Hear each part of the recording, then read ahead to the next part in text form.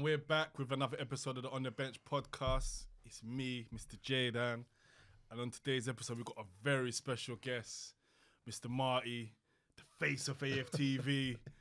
Our first meeting was when I kind of blew up on my Simon Scribb thing. We had like a social media moment. It's like the power of social media. So he's been on the show before, but now he's at the face of AFTV. And it's Mr. Marty, man. Thank you very much, mate. Thank you. Pleasure to be here. And look at you going since we last spoke. You got the Adidas sponsorship. I know, man. Things you guys are flying. We're both moving up in the world. We're both doing things, man. We're both moving up, slowly man. but surely. Yeah, no, it's good, mate. It's good to see. Well done. Listen, and like I said on that meeting, I always knew you'd do well, putting yourself out there and working hard. That's what it's all about. Yeah, and, man. You know, it's a great show you do. Thanks. Great job, and you know, sponsorship's huge, man. Like, big up to yourself. Like, Thank respect, you, man. Cheers, Appreciate mate. it. And you're still here grinding, and listen, you're lovely guys as well. So it's a Thanks, pleasure man. to be here. Thank you Thank very you, much. man. Thank No you. problem. Means a lot. Just a shame you're a Man U fan. I knew there was something. Mate. That's what I was like. Am I taking this compliment? Yeah. Something's gonna drop. Yeah, We're gonna get onto that in a minute. His intro. Yeah. All right, and also on the bench. You're in for it. And also on the bench today, I got Mr. Talk to Frank, aka Mr. Roy Keane, aka Mr. Grumpy, the Christmas Grinch. Christmas is around the corner. I think that's why we done green. Though. It must be like I think that's what. the powers, the spirits. Subconsciously. Yeah, subconsciously it just went green for you. But yeah, we got Mr. Grinch in the building, aka Talk to Frank. How you been, man? Yeah, good man. Good. It's nice. It's actually nice that there's no club football, no stress. We're watching the England games, but Depends who you support, it's mate. Not, yeah, exactly. Yeah, exactly. As a United fan, it's not been as stressful this last week or two, so it's been nice, man. Yeah. We've had you guys have turned it around. I'll tell you what, it's good that good for you that you bought Lamans. I think he's done a really good job. He's done all right, yeah. But it's too early to say. I think we've had unbeaten in 11 points from 15. It's a lot further than you was. I mean, Yeah. last season you look definitely. at that and how you're doing that, and you can actually sort of see what Amrin's starting to do. Slowly, yeah. And your front yeah. three looks like it's combining well and starting to gel a little bit. It's the PTSD, man. I'm worried about getting ahead of myself, but yeah, no. At the moment, you're right, man. And Mbumo's been firing. Cunha's look good. Sesko's coming in there as well. He's injured now. He's out for a month now. Oh, is he? They're saying, yeah, with that injury he picked up at Spurs. Wow. But no, you're right. Lamens has been good. Mate, do you know what? And that's what you needed, a good goalkeeper. Yeah. And Onana's a good goalkeeper, but I just think he's the wrong. It's the wrong club for him. Yeah. I think it's the wrong club, and I think that it's a huge job when you're talking about taking over from legends like Schmeichel, Van der Sar, and all of those sorts of guys that were there. That the club was sort of built on in a absolutely. way. Even De Gea. Huge, Yeah, De Gea, 12 massive years, goalkeeper, and then Onana, and especially with the Old Trafford crowd, when you make a few mistakes and they get on top of you, and the job and the results not going so well, and then it becomes a bit of a show, doesn't it? And look, Lamans has come in, and you can just see you're not conceding sloppy goals, stupid things, and you're looking. No, a I lot agree, better. man. I agree. Yeah, completely agree. What do you think a good season is for Man United? What do you think? Let's not get relegated. No, listen. I've got huge respect for Manchester United as a football club, and if I'm honest with you, what I saw last season was absolutely, it was sad to see. That Manchester United are always a club that, as an Arsenal fan and watching Arsenal for years, 40 odd years, I respect them. Like the Theatre of Dreams. Yeah. What an iconic stadium that is, and what was going on at the football club. Listen, the debt they were in, and everyone's saying about the moves they'd made with cutting staff and stuff like that. Listen, they had to be radical, and I completely agree with what they've done from a business point of view and a football, because they're hemorrhaging money left, right, and centre. They've got 50 million quid's worth of unserviced interest debt just a year. That's insane money to just be spending on interest on their debt. So things needed to change. Otherwise, the only thing realistically probably keeping Manchester United afloat was it's Manchester United, one of the biggest clubs in world football, and the name and the brand, and it needs straightening out. It needs sorting out for the good of football. You listen. You don't want to see Manchester. It might be funny if Manchester United got relegated for a season to give them loads of stick and what have you. But the reality is, Manchester United need to be in the Premier League. Do you know what, Marty? I completely respect what you're saying, and you're absolutely right. Look, if it was a footballing issue, and that's why we're poor, and that's why we've been struggling, and that's why we get relegated and whatnot, then fair enough. Everyone can laugh at us. But the issue has stemmed from the neglectful owners, and I know we've banged on about this a lot, But it is, and Arsenal are a club whose owners neglected for a little bit of time as well, hence the protests and everything to a degree. Just sorry to interject. I think that was very. I think that's premature of the Arsenal fans to give the Cronkies a chance. Because actually, you give the Cronkies a chance, and this is what you get right here, right now. We live in this Amazon Prime sort of day and age where everyone wants everything yesterday. It doesn't always work like that. There is processes to these things. Yeah. And things do take, like this podcast where it says, Adidas, the first day that you set this up, Adidas didn't come in and sponsor you. It took a period of time. It took And a blessing. Let's get out there. But what I'm saying is that you see that sponsorship. They didn't just come to you on the first when you had the idea and went, I'm going to set up a podcast. They didn't just come, I'm going to sponsor you, mate. They wanted to see that you could be consistent for a period of time, and then and when things happened, and then they went, and that's how things move forward. But am I right in saying that Stan Kroenke's son started to take the reins a little Josh bit? Kroenke's there. Yeah, that's right. Doing it. And since he stepped in, he's put in a bit more time and effort into things and put things in place. Whereas our owners, they couldn't give a damn less, let's say. Do you know what I mean? So, Why did you say that though? What do you mean? That the owners don't give a damn about United? Yeah, because you where'd not spend start, money. man? You Where'd spend start? money though. No. All right, hold on. Right, hold on. No, but I know I need to answer this question first. You spend money. Okay. You've spent a lot of money on a lot of big names like that. You ain't buying players who nobody knows about. You're spending names on name brand players. And why are we doing that? Because you need players. No, shirt sales. Commercial value. There's a story. So, all right, wait. One second. Let me ask you a question. There's a story from about 6 years ago. 6 years ago, I heard, where a football club, I think it was in America. In United States, where there's a guy, a coach said 2 scouts came, one from Man United and one from Man City. The Man City scout said, we need a left back for a 16-year-old, I think 14 to 17 or something left back. Who's the best left back that you've got in your squad, right? Do you know what Man United scout said? Which player of these do you think will be the most known player in the next 4 or 5 years? So it don't matter what position. There's no plan. It's all about if they can sell shirts, we can market them. So Cunha's a shirt seller. No. But we got to go. I'm going off your last transfer window on Bumo. Yeah, but he's Bumo a big already. Yeah, but they're not shirt sellers though. That's what you just said. No, but I'm not talking. Ineos is different now. Yeah, Ineos is different. That first window. No, but even before Ineos, you had that window where you bought Ibrahimovic. Yeah, shirt Ronaldo. sellers. Yeah, shirt sellers. But he's a baller though. No. Come on, man. Hold on. Of course they're gonna. Yeah, but you have to be a baller to play for Man United. You've got to be technical. It's just not about. But there's no plan. Sales, there's no plan. Man United. Who else did you bring in? You brought in a. But Jay, hold on. You're saying we spent money. Yeah. What money did we spend? We spent money that the club's making, and then they take their dividends on the you're side. Still spending money on building. Yeah, of course building you're going to spend money. So You have to spend. So Liverpool just spent 500 million. Does that mean they got to go win the league? But you know what it is? Because if you look at Arsenal, we wasn't spending no money. This is why we used to cry about the Cronkies. Yeah, but our first big signing was Pepe. Yeah, but Arteta. But you guys have had some duds as well, though. 1 second. Our first big signing that was like trust the process was Pepe, the 70 million, the best French player at the time, and it was like trust the process, trust me. Now we're spending money. I think you lot have been spending money. Do you know what? I've heard this argument for You the last have, though. decade. Oh, you spent money. It's have. not about spending money. It's about how you spend the money. It's about giving Alexis Sanchez 450k a week, and then after one training session, he says, "I want to go back to Arsenal." That's ridiculous. It's about giving. but that's what it's he about was, giving. No. Yeah, but that's what he and was then worth it's about at the David De Gea time, knocking though. on He the was door. close worth to No, that. he wasn't. No, he wasn't. If Ozil was on 350, Alexis Sanchez was worth 400 grand. Yeah, but Ozil was on 350 because Alexis you lot Sanchez needed was to better keep him than- at your club. to Alexis be the fan. Sanchez was better than Ozil. Do you think? 100%. Yeah, but I hold don't on. know, man. I don't know. 100%. It depends what you want him for, though. That's a contention. Listen. They're two different. Alexis players. Sanchez at that time was one of the best, like, Yeah, but not in the 40K league. a week, Jay. Ozil was one of the best in the world. Yeah, he was. But For Alexis Real Madrid, Sanchez he was the best 10. elite in the Premier League. I think you No. forgetting how good Alexis Sanchez was at Arsenal. When Arsenal bought Alexis Sanchez, he was essentially a rejected Barcelona player. He was a couldn't baller. He couldn't get in the Barcelona Yeah, side. but that's he couldn't. Barcelona. No, I know, but he couldn't get in the Barcelona side.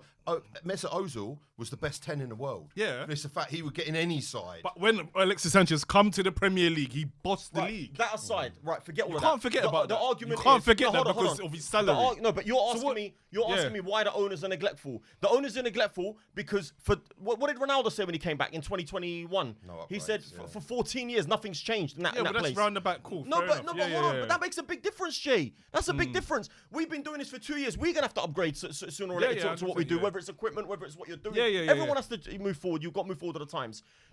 The new training complex now, they're doing £100. They're charging £100 for fans to go to the stadium, do a tour, and then go to the training complex to see it because it's state of the art. Leicester City, all these clubs had overtaken Man United in terms of just the training ground. I'm not even talking about you've seen the state of Old Trafford. Yeah. You've seen the state of Old Trafford. Just a quick one. Have you fixed the roof yet? This is what I'm saying. No, but the thing is, you laugh about it. But he's right. He's right though. Do you know what I mean? No, but it's the truth. Like, and you got your owner sat in. Listen, look. You got to remember, this is my club. I've listened to podcasts. The reason why I started doing this is because of my club. That's why I started doing this. Because I started to know. I wanted to know what's going on in my club because I wasn't used to this. I was used to winning everything. And then all of a sudden, I'm seeing us crap. What's going on? It's not just football. Yeah, but just quickly, in that period, one thing I will say as well, it's really funny with Manchester United as well, because in this period where you guys have been crap, you've won like 5 trophies. You've won like, I mean, look, Ten Hag won a couple of trophies. I mean, it's not bad going realistically. I agree. There's clubs like you see, like, and again, no disrespect. Well, I mean, let's not talk about them because, but Crystal Palace won that FA Cup. It's the first trophy they've ever won, right? And then in a season, I think you won the cup and the league. Was it League Cup and the FA Cup? Yeah, was it under Mourinho? No, the Europa League and the League Cup. That's it. Yeah. And I mean, that is a good season. Yeah. We can't forget it over the line. But the reality, it was like, no, that's not. And I think what it is I think Manchester United fans might have needed a reset because you were used to these, you had these golden years, trophy-laden era, and it was like, trophy after trophy every season. And multiple trophies. I get that. You're right. But to finish 7th and then 15th and all that, even in your lot's banner era, you're still finishing 4th, 5th. You know what I mean? I think you snuck second at Leicester season. Do you know what I'm trying to say? And don't get me wrong, we finished a couple of we finished second a couple of times as well. But you've seen the performances. You've seen. Look, I've sat there. Oh my God, we got Schweinsteiger. What a player! Oh, we've got Ibrahimovic. What a player! We got Lukaku. What a player! We got Pogba. What a player! We got Alexis. What a player! And nothing happened. Yeah, you're right. A trophy here and there, but nothing happened. There's no continuity. There's no sustained success. Look what Arteta's done for Arsenal. Look what you guys are doing now. You can't just say Arteta. It's Josh Kroenke as well. Okay, right. And a lot of Arsenal fans. Right. What did you just say? What did you just say? Who is it? Josh Kroenke as well. Right. Your owners care. Your owners care. Now they had to care because the fans got onto them. Good. I think also the owners have got like a model they work on. Don't forget they've done it. They've done it in other places. And from what I can see with Manchester United, it's the way the clubs run in avenues. Ratcliffe's come in and he's like, it was even that.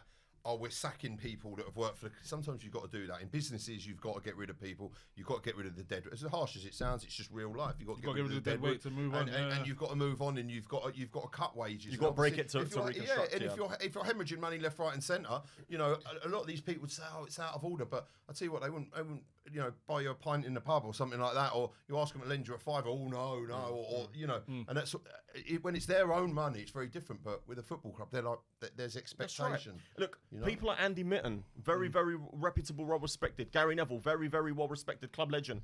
They're not going to sit there and out the owners if there's not something deeply rooted that's wrong. There has to be, otherwise they're not going to out them.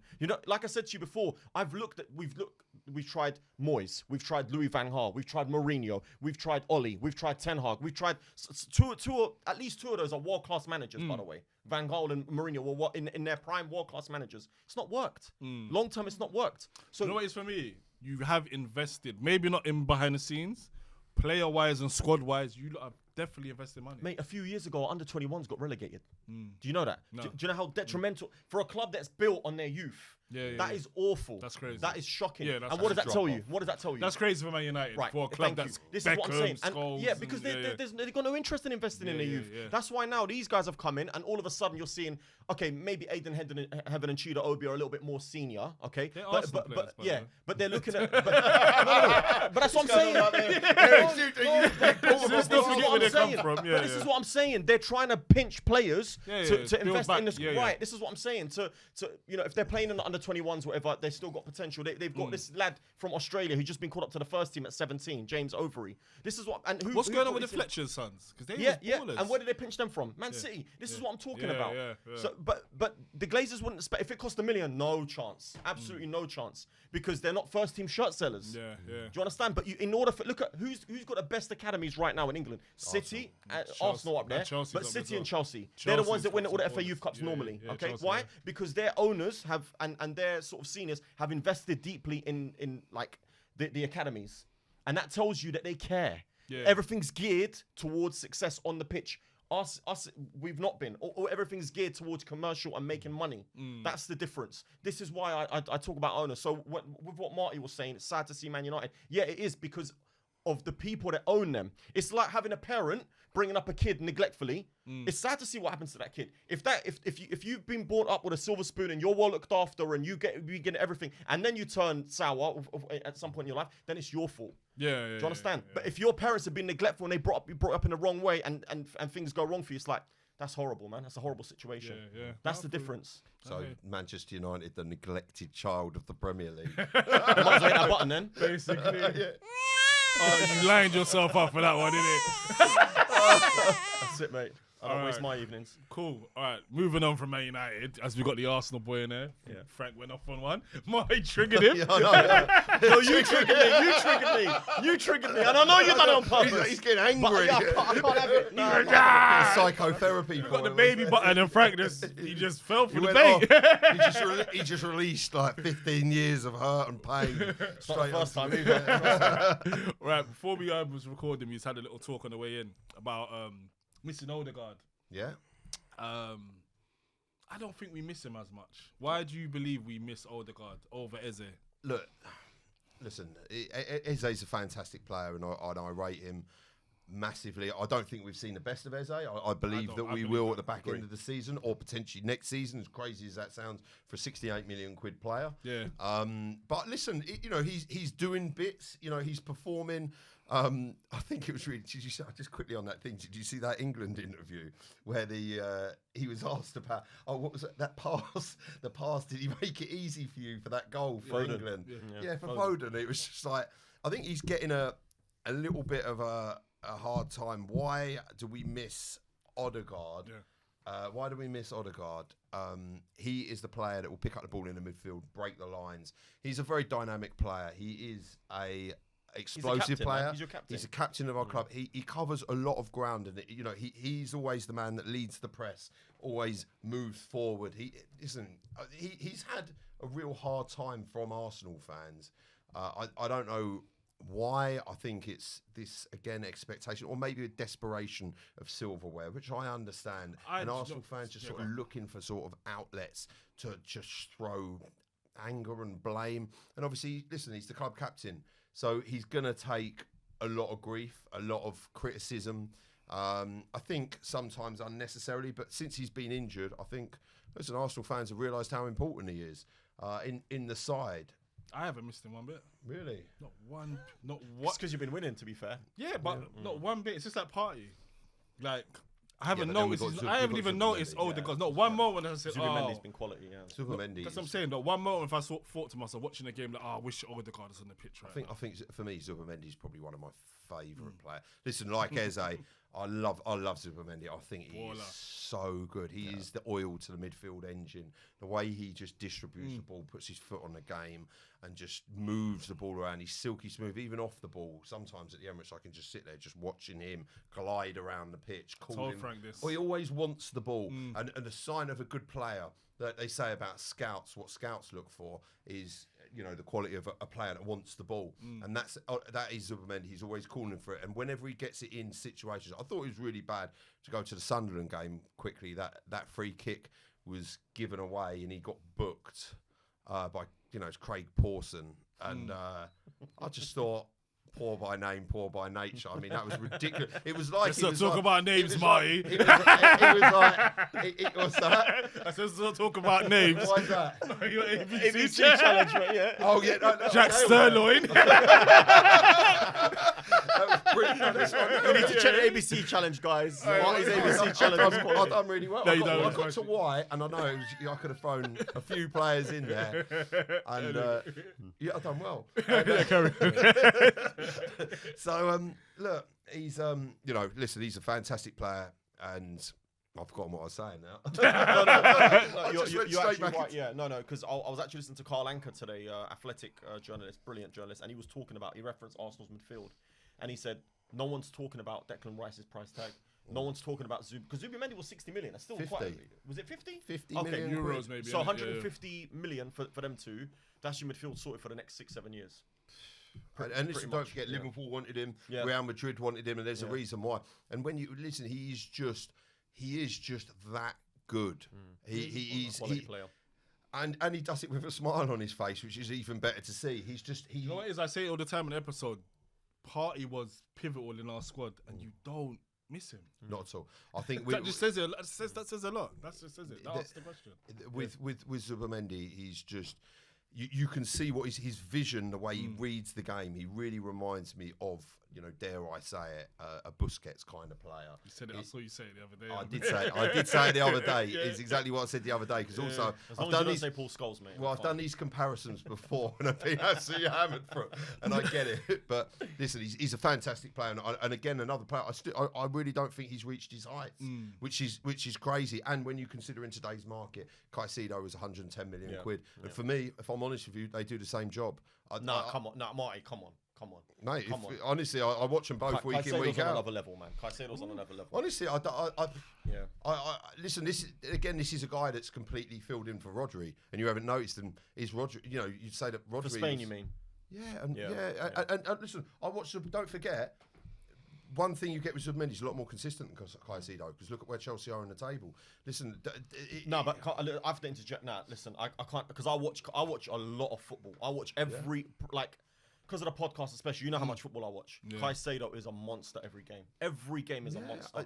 You take him out. Who was it they were playing the other day?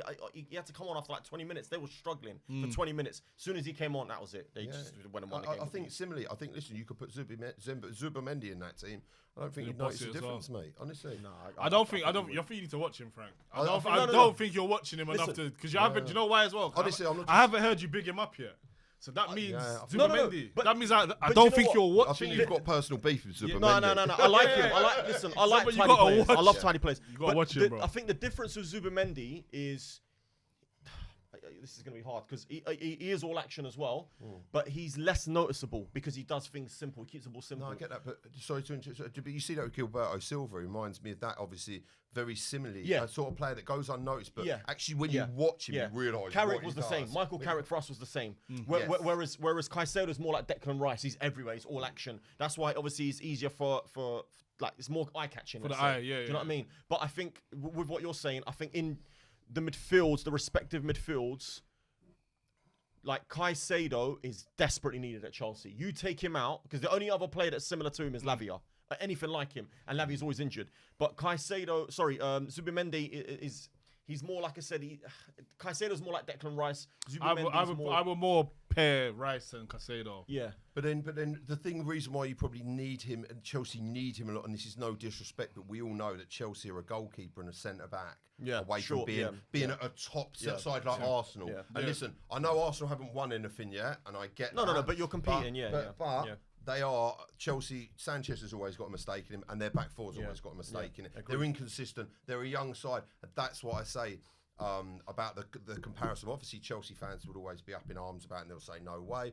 Arsenal fans, and I don't say that as a bias. I watched both of the players, and obviously Caicedo was a player that we were going to buy. At one point, we were in for him before Chelsea got him. We went to Chelsea. It was either Caicedo or Rice at the time. Who would you have preferred to bring in? Rice, 100%. For me, Rice is the best 8 in the world. No, it's a fact. Listen. At this precise moment, I'm telling you, this Rice is unbelievable. Without a shadow of a doubt. Unbelievable. Without a shadow of a doubt, top 3. But it's debatable. It's you guys' opinion, because you guys watch him every week, and that's absolutely fine. I respect that. Do you know what? I completely respect I understand that, but then what you got to look at is the sides that Declan Rice is in. Okay, and both of those sides that he's in, i.e. the England side, the Arsenal side, they don't concede goals. Yeah. And Declan Rice is a huge part of that. He's a monster on the pitch. Agree, He covers what Declan Rice does. Is he covers every blade of grass. He can tackle, shoot, dribble. He's aggressive. Sorry, do you know what I do it? I do it, and I go bang. I do realise this. Stop banging the table. We're not in primary school. This ain't a music. This ain't music lesson. Yeah. But listen, Marty, you're spot on.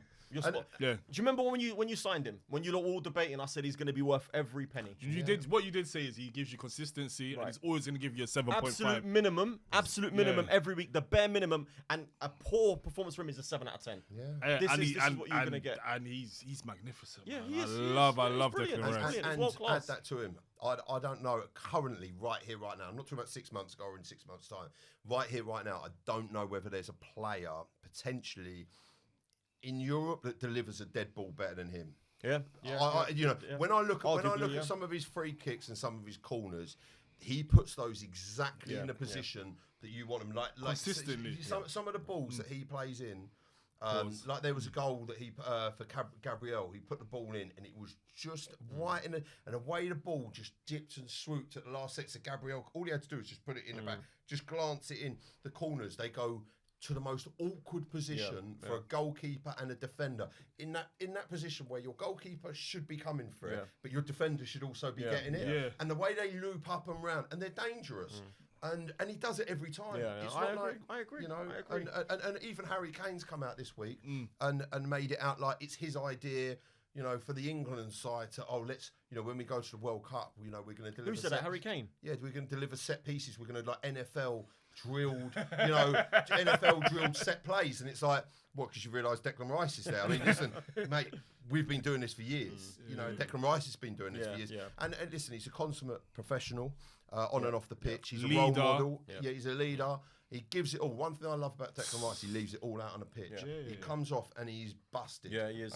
And he's always. I've seen him strange. sprint one way and he's finish, sprint over that side like out of breath. And those players are like, he just keeps going and going and going. Bruv. Listen, I agree with you with in terms of the one thing that he's got over a Caicedo is the set pieces. Yeah, big time. And that, I'm sorry, but in today's game, that's a big deal. So you're putting Caicedo over us? No. I never said that. For me, they're on par. You put them at the same level right now. Like what I see from them every week, I'm like, I wish I had that player on my team. I wish I had that player on my team. Are you saying that because it's an Arsenal player? Do you know what? The reason why I say that, because a lot of football fans, they just don't like Arsenal. No. It's just like Saka. No, but I'm a big fan of that. But I've always been a big fan of Declan Rice. Do you know what? We go through the same thing with Saka. Like, you compare everybody with Saka, this one, that one. They've all fallen off. Okay, you're asking me though, yeah? Yeah. I'm a big fan of Bukayo Saka. I like him. I like his personality. He's a good kid. He's a quality player. And I think he should be one of the first names on the England team sheet. Right? Okay. And I've always been a big fan of Declan Rice. From the first season I saw him at West Ham, I was like, this kid's a player. I've always been a big fan of him. And he's another one that I wanted at United. Yeah. So, but Caicedo, for me, I look at Caicedo, he's just a monster, man. Yeah. He's the kind of player, you know, when you play football, playing against someone like that is long. You do not want to play against someone like that. It's just a headache, bro. Because as soon as you get the ball, they're on you. Yeah, that's what I'm saying to you. For me, they're the best two. Like, I watch Caicedo, I'm like, you know what? Caicedo's, he's levels. And I watch Rice, I'm like, nah, Rice is up there, man. Do you know what I mean? That's how it is for me. But remember, I'm a neutral. Because I don't support Chelsea or Arsenal. So that's what I'm telling you from my perspective. Of course, if you lot were your Arsenal fans, you ain't going to swap Declan Rice for no one. Because I wouldn't if he played for me, for my team. No, but he's a baller, though. Yeah, I know, but I'm saying, but it's the same as when there was debates about Bruno Fernandes and this and that. I ain't swapping Bruno for no one because he's my guy. I think, to be honest, you can't really compare Rice to Caicedo. The thing as well with Rice is Rice can do Caicedo's job. We don't know whether Caicedo can do Rice's job. Which is? Well, Rice is an 8. Caicedo's a 6. Yeah. And Rice can play in a 6, and we all know that. Yeah. But it's a different role. Don't get me wrong, but that exact specific role, Rice can do that. He does that as a 6. To be fair, Caicedo scored a couple of bangers this season as well. But so Rice can do the 8 and the 6. Yeah, but I think, how old is Declan Rice now? 26, 27? Caicedo's what, 22? So he's a good few years younger than him as well. Yeah. So he's got room to grow as well. So, like I said, for me, on par. Anyway, cool, fair enough. Marty, do you think we've got the league this year? Yeah, it's done. Arsenal. It's done. As I say, we. Let's wrap it up. Listen, get the bus out. Get the bus out next week. Mate, we'll have the trophy parade. It's sorted. Listen, this needs to get clipped because if you don't win this, brother, if you don't, look, I'm gonna keep holding this. I'm gonna favourite this in my album. Stuff on episode 2. I will. I will. So look, you know, listen. The Premier League is the Premier League that we all know and love. There's always twists and turns. Anything can happen. Manchester City, we know they're capable. They can go on a run of 15 games and win 15 games in a row. That's just how they are. Also, we've got this period coming up now. This essentially is the main bit on Saturday. What we open up is the Christmas fixture pile. Yeah. That is what we are now going into, which I think for me is probably the best period of football because you really find out about the Premier League and basically where everyone you can kind of see who's getting relegated now, but you can kind of see that the parts of the table extend slightly more, and you generally form sort of pockets. And this is where teams go on a run. And obviously, when you're playing sometimes every 2 or 3 days, you know, that's when your squad really gets especially tested. for teams like you guys when you got Champions League, League Cup, Especially FA Cup, when you've got a bunch of absolute idiots playing your players when they really don't need to. I.e., I don't know who decided that Gabriel needed to be playing in that match, and I don't know. Do you know what? The one thing one thing that really annoyed me about Thomas Tuchel the other day is I was watching the England game and Saka pulled up a bit and went down, and I was like, get the guy off. I was like, what are you doing? He doesn't need to be in this game. He's qualified, so you can keep. Listen, I understand about the records that not conceding. Listen, you've probably got about 4 players that you can put in that position now that will do nearly as good a job. Hook the guy, get him off the pitch. You've got players that will come in and play that position, and these international breaks. I just think it's ridiculous where these players pick up injuries unnecessarily. And they play, for what? Because also what you're doing, mate, is then the club's going to get them fit and the club's going to use them. And then what you're risking is if you redline them too much now, when it comes to World Cup, you won't have that player. Yeah, they'll be burnt out. You won't have that player because the reality is we'll get Saka back now. We're going to use Saka. And if it means, I hate to say it, but do you think Mikel Arteta, of course he cares, and I've got to say this in the right way, but obviously he wants to use them for Arsenal. Mikel Arteta certainly doesn't care how England do in the World Cup. He's trying to win the Champions League. Exactly. And he's going to use job's his player. kind of on the line. We don't know, the club are paying him for. That's it. He's going to use that player. Yeah. And listen, you need to take care of these players. There's a time. Listen, it ain't like England. You've got Jared Bowen screaming out for a game. Stick that guy in there. Jared Bowen will do a job for England. He's a very good player. And not if I'm honest with you, he's probably not getting that sort of. It will do Jared Bowen very well to come in and play that role, and it will probably help West Ham because it will give him some game time, form, and encouragement, and form, exactly, and maybe an opportunity to score a goal. Going again. And that's it. And I hate. And then the Gabriel going off injured. That guy don't need to play in that game. You've got plenty of other options there. And it's a friendly. Mate. Yeah, do you know what? I completely agree with you. It's amateur. Whoever sanctions that needs to lose their job. Seriously, it's ridiculous. And I'm not one for advocating for people losing their job. I'm really not. But it's just a ridiculous decision. Like, I just don't get it. And when you know. Do you know what, Marty? I'm going to play devil's advocate here. Go on. Just like it's Arteta's job to look out for the best interest of Arsenal, it's the Brazil manager and England manager's job to look out for. Not in a friendly. It's just not in a friendly, mate. Yeah, I agree. World Cup qualifiers. Yeah. Cool. And to be Play fair, your best with squad. the Saka one, I think it was a change of boots that he wanted when he went like that. I don't think it was an injury. No, I could see he limped. He started limping. He but pulled. he's always limping though, isn't he? I don't know about that, mate. He pulled up, and I just thought, you know what? I thought, oh my god. I thought the same. Even as a United fan, I was like, this is wrong, man. Yeah, that's what I mean. I get the devil's advocate, and I understand it, but listen, it's meaningless. So why? And also, that's it. Is listen, if there is a slight issue, you're worsening it because when it comes to World Cup, these players need to be playing in the World Cups. Yeah. Like, let's say this Gabriel abductor injury is serious and he's out for a few months. As soon as he's fit, it will get played, and they're serious injuries. If a player's going to be out for months, I'm not. Well, for the sake of Arsenal, let's hope both of them are absolutely fine because you got big North London derby coming up on Sunday. Sunday. So. Yeah, for Tottenham it is. Rhythm, I'm out there. You going? Yeah, of course, man. I'm out there. Every home game. I'll see you out there. All right. I'll see you out there. It's going to be raining as well. All right, we're going to move on some questions for Marty. Last time he came on, we just spoke about football. Life changed a lot at the moment. We're going to get to know AFTV Marty a bit more and like life before the football world and stuff like that. So anyway, for those who don't know, who are you? And where you from? I'm Marty, originally from South London. Okay.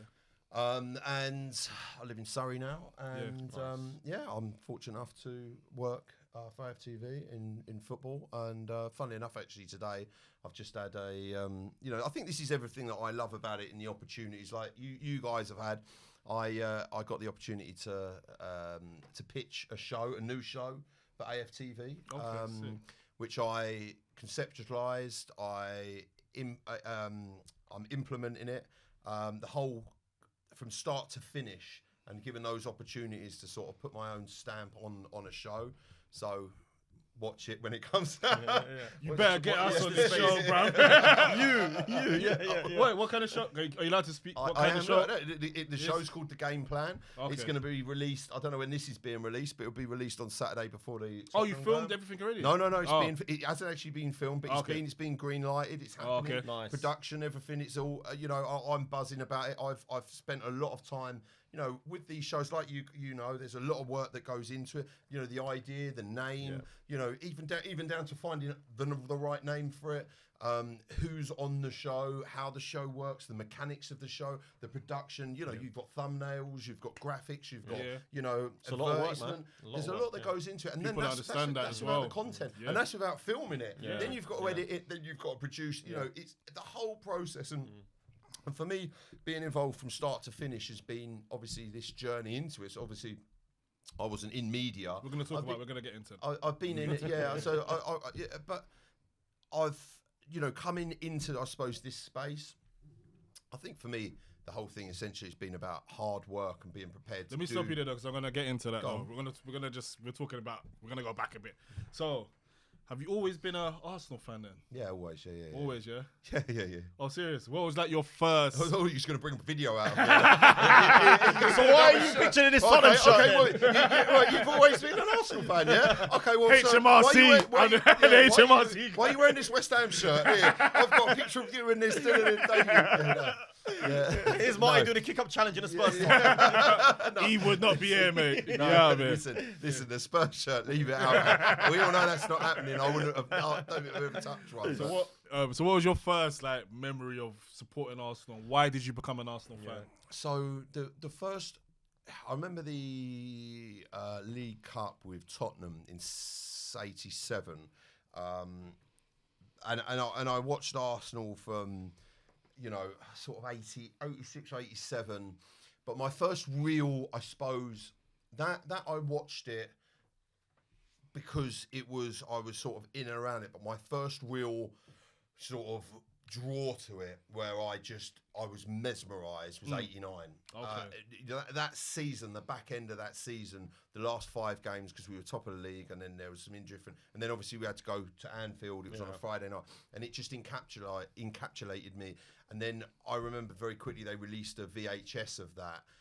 And I literally watched it every day, and the whole entire game. I watched it as a kid, and then obviously 1990-91 season that happened. And those were the first games I went to live. Okay. I wasn't from a sort of a well-off family, so we couldn't really afford. So I went with friends. A friend of mine, his dad took me, and it was the 1990 season, 91 season. I remember going to the derby at Boxing Day, Arsenal v Derby. David Seaman putting a ball down, hitting the bar from a goal kick. And you was at the stadium? Yeah, Sick. Highbury. Fantastic seats. And again, I went to a few games. I was fortunate enough that season. And again, a VHS cassette. So I went to probably about 5 games that season, Wimbledon game. And then the VHS and those Aston Villa game, we thumped them 5-1, and that was an amazing season. We conceded 18 goals all season. David Seaman had just been bought from QPR, and again a VHS, and I watched that one literally every day, but sometimes twice a day. It was my prized possession as a little kid. I was like 10 years old. And I just put it in and just sit there and just watch it. And I literally knew the whole DVD. I actually watched it recently, not that long ago, to see how, because I was like, obviously going something you watch every day. And it was like, like even the advert at the end they had for the North Bank, they redid that. They did an Arsenal bond and all that, the advert for that. And it was just, look, it was a great season. And those were my early, and then we had the League and Cup double in 92, 93. And, we go through the seasons, from there. So that was it. And obviously my love for it grew. I remember, obviously, I got the goalkeeper shirt and the 1990 goalkeeper shirt and the home shirt as well. And back in those days, they used to release one shirt for a season. So say, for example, in the 1990-91, they'd release the red home shirt, and then the following season they'd release a new away kit. Yeah. So you got one shirt, one kit essentially a season. But now they release about 80. Do you know what I mean? Or, they're all 3 kits they release. But yeah, it was and obviously my love for football, for playing, and that was my next question. So, did you play football as a child? I as well, did. Yeah? Yes. What position did you play, growing up? Goalkeeper. He's a goalie. Yeah. David Raya, Marty Raya. My favourite player was David Seaman. He was my idol. He really was. And then obviously Thierry Henry. I think they're still my two favourite players in world football from now. You met either of them yet? No, not either of those yet. So if you're out there and you're watching this, yeah. Seaman. So what did you play? What level did you play at? Or was it just semi-pro? Oh, you played semi-pro as a goalie? Yeah. Serious, sick, man. Yeah. So look, it's something I love doing. But then obviously you get to a certain age and it doesn't earn any money. And obviously I had a family to. I was coming into that and I was running a business and, it was like kind of like, look, is this going to earn me money? And obviously there's risk of injury. You see, I've seen people around me breaking legs and, having essentially lifelong injuries. You watch it on TV. Yeah. And this was at a time when you see Aaron Ramsey and Eduardo and, those Diaby, those sorts of challenges and injuries. And I remember David Booth for Coventry years ago. That's the worst ever. That was, and also back in those days, they didn't have the technology to correct it. I mean, Aaron Ramsey's gone on to have a career after it. They can repair that stuff. Back then they couldn't. But I kind of saw that and it was like, look, you're earning 70 quid a week or whatever, 80 quid a week, and the risk of injury or breaking your ankle. I had a couple of injuries. They weren't that bad, and but I was out. I literally couldn't walk for a few days. Yeah. You turn your ankle. I don't know if you guys have ever done that, you bust your elbow or something. These things happen in football. It's a contact sport. You're not full contact, but contact happens, and it's not just things hurt. And after match days. And training was hard. You're training twice a week. You're playing twice a week. It's a lot on you. And you've got to find gym time as well. Yeah. So it's a lot on your body. And the job that I was doing at the time was quite physical. So it was a lot on my body. I was getting on a bit, and I just thought, do you know what? I need to make some decisions here. Yeah. So was you like the top goalie in the area? Was you like the top guy? Yeah, I was all right. Yeah. Why goalkeeper? How did that come about? Do you know Who what? wants to be a goalie? I need to ask you this. What? I loved it. Serious? You're like diving around. Do you know what? I think there's something mental about it because you basically I heard someone said it and I kind of got it and it was like you've got to be a bit mad because you've got to get in the way of some other geezer firing a ball at you 100 miles an hour. We spoke about places. Remember 60 seconds? Remember 60 seconds back in the day? Yeah. Yeah, like why should we? Mate, but do you know? I just loved it. There was something. I think. Obviously, I've played on pitch as well and scored goals, but there was something about making. I think I first originally, when primary school, I got stuck in goal because I was playing in the year above, and they needed a goalkeeper, and I knew it was my way into the team because I wanted to be in the team, and I played in goal. And I remember my first game. I was like, how old was I? Like 8 years old, and we lost 4-0. But I made 2 outstanding saves. I don't know how I did them. And obviously at the time they was made, and the adulation I got for it, and I loved that when you made a save. And then obviously it went on when you someone wallops a ball and you pull a one-handed save out the top corner, and you get that. Oh my God! Wow, I love that. Is that feeling the same as like scoring a banger? Do you feel like? I preferred it personally, or when you're a goalkeeper, if you make a mistake, 90% of the time or 95% of the time it's in the back of the net. If you're a striker, you miss a shot, so it's on you. And I really like that pressure of, and especially when you got it right, you came out for something, or you come and collected and being solid. I also preferred to handle the ball. I like to distribute the ball and kick the ball, but on my own terms, if that makes sense. To put the ball out and to do it on my. I was never really someone that liked to be under pressure in a midfield and to be tackled with the ball at my feet so much, if that makes sense. Yeah. But I liked that pressure handling. I always believed with my hands that I would get to someone's feet or I could come out and get the ball easier. So that's where I was comfortable. Yeah, fair enough. Sick. Yeah, moving forward a bit now. And I'm 6'6", so that does help. Hey, massive. Right, so moving forward a bit, got into AFTV. But just before AFTV, like, what was your mindset and what led you to becoming one of the main faces now on. Thank you very. I don't know if I. Well, to me, you're like. Anytime I flick on, I see Marty. They're like. Thank you. No, thank you very much. It's very nice of you to say. Yeah. And I'm very privileged, and it's something I absolutely love doing. I'm honoured to to even be spoken of in those terms. If I'm honest with you. So what came? So essentially, I went. I was the story works that I was walking to an Arsenal game down the Holloway Road, and I saw someone with a camera, and I went up to him and I said, "Oh, you run a YouTube channel?" He went, "How do you know?" And I went, "Well, you're filming things with a camera. I mean, it's kind of a bit of a giveaway." And I would imagine, like, unless you're just a tourist, you don't look like a tourist because you're wearing your art. I just, you could spot it. Anyway, and he went, "Oh, we walked down the road to the stadium. We had a chat," and he went, "Oh my God," he went, "You know what you're talking about?" He went, "I wish I'd have filmed it." I went, "Well, go on then." So we filmed that, and then he was, "Oh, I took my number," and he was like, "Oh, you're really good. I'd like to get you back on," and stuff like that. It was just a smaller channel, and it kind of went from there. And it got to a point, and a few people, said to me, they said, "Oh, you're good. I really like listening to you," stuff like that. And so I kind of thought my way around it was, let's go to the best in class. Like, let's test this theory out whether I'm watchable, essentially. Yeah. So I went to, AFTV on it. We know where they hang around by the stadium, and literally essentially waited outside stadiums for freezing cold for hours to get my opportunity. But I actually met AFTV. So a really good friend of mine, big respect to him, JDC, who's the commercial director at Fulham. He took me to Fulham, and it was a New Year's Eve actually. Arsenal played Fulham at the Cottage, and I went in there, and after obviously it was hospitality is absolutely beautiful, and big up to Fulham as well. They do, it's a lovely football ground, and it's a lovely club, and big respect to them.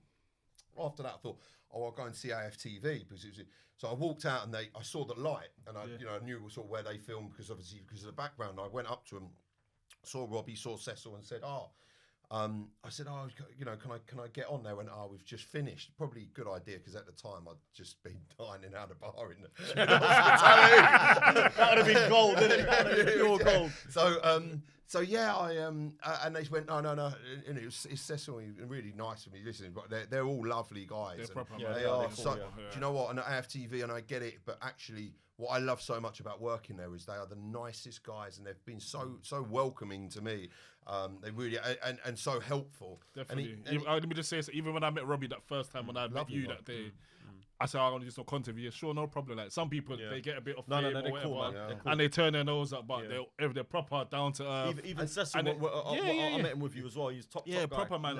Open to do the content. Do you know what the maddest thing is? I'll quickly say this while I remember it. He's a huge deal. He's a big guy. It was like when I was pitching him, I pitched him today the idea for the show, and I was sitting there and I was actually like nervous because I was like, oh my God, I'm pitching this to Robbie, even though I've known him for years. Which is crazy. But they're so proper.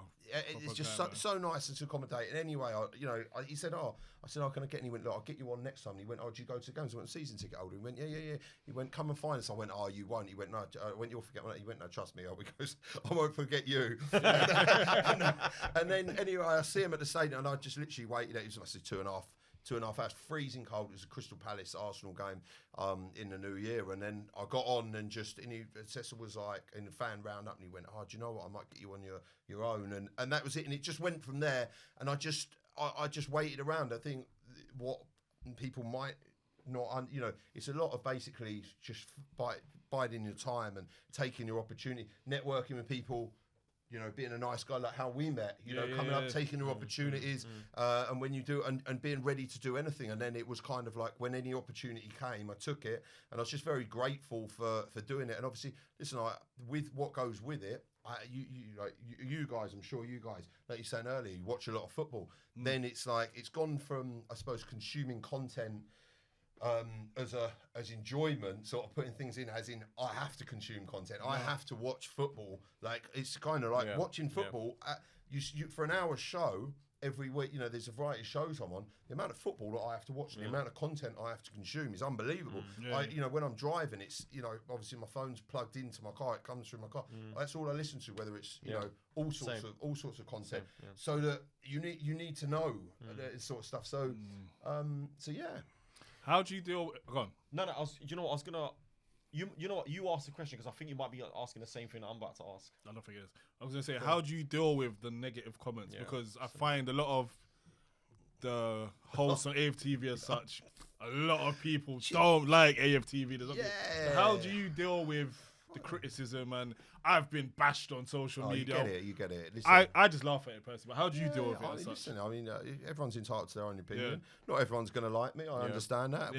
What I say is not everyone's cup of tea. And do you know what? I like that. And of course, listen. I look at comments and stuff like that. Some of them, some random guy that I don't know sat in some whatever anywhere that doesn't know me and he's getting personal with me. Like, am I going to take that personally? No, I'm not. Like, and also if it's their way of venting, if it makes them all right, I can't listen. When I got into this space, listen, I was a fan, essentially, I suppose, of AFTV, and I knew.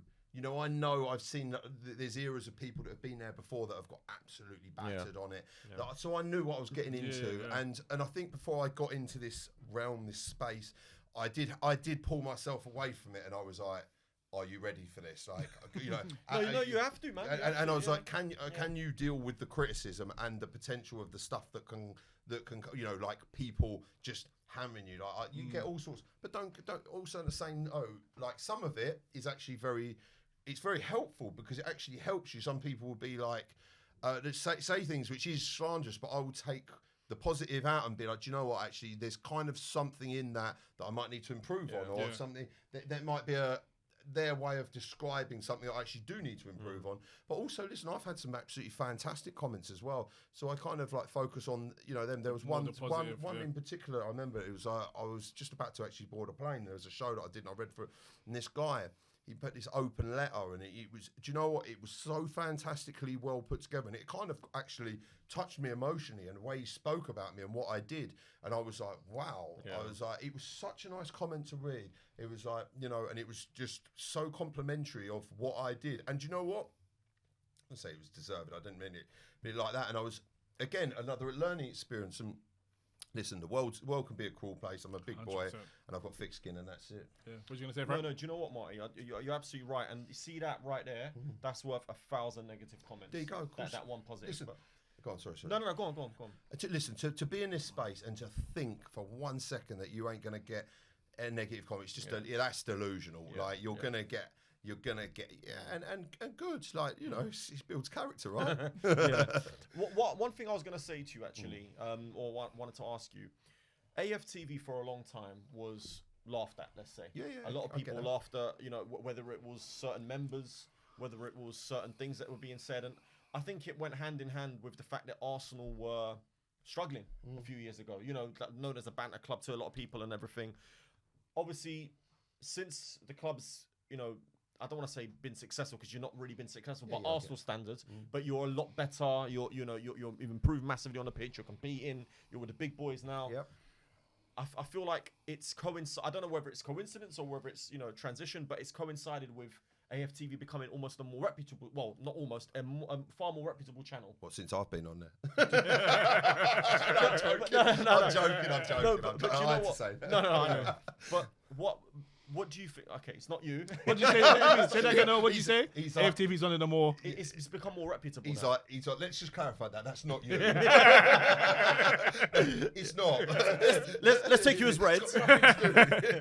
But what do you think? Do you think it's because Arsenal have become better on the pitch and it's gone, or do you think there's have you guys done work behind the scenes? I'm sure you have, but what would you put it down to? Look, you're always going to get. Listen. At the end of the day, it's reputable. It's a full-on media company, right? And like anything progresses. I've always seen it as a reputable. I get that, and look, it's a media company that's been in the media, and it's had opinions about it.